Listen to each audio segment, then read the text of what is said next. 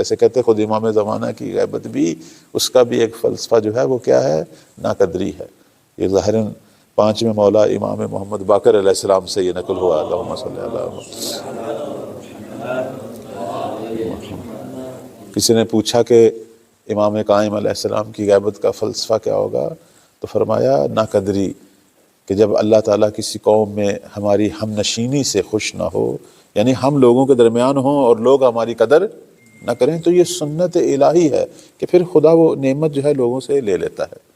اللہ نے 11 عظیم نعمتیں پیغمبر اسلام کے بعد، ان کے 11 اوصیاء کی نعمت ہمارے درمیان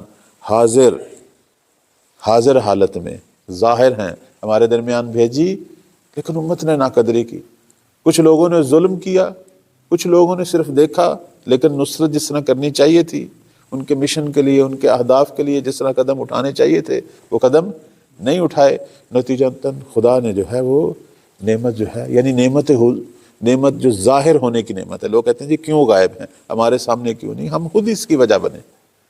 آج بھی امام کی غیبت جو ہے وہ کیوں طلوانی ہو رہی ہے؟ وہ اشتیاق نہیں ہے مولا کے حضور کا اور ان کے ظاہر ہونے کا، اس کی ایک وجہ یہ بھی ہے، ہمارے اندر وہ شوق نہیں ہے۔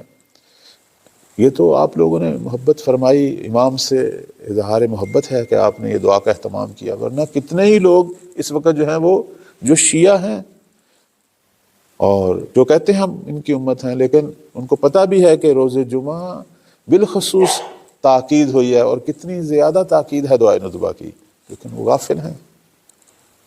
اور یہی غفلت جو ہے، یہ یعنی وہی ناقدری والی حالت جو ہے وہ ہے۔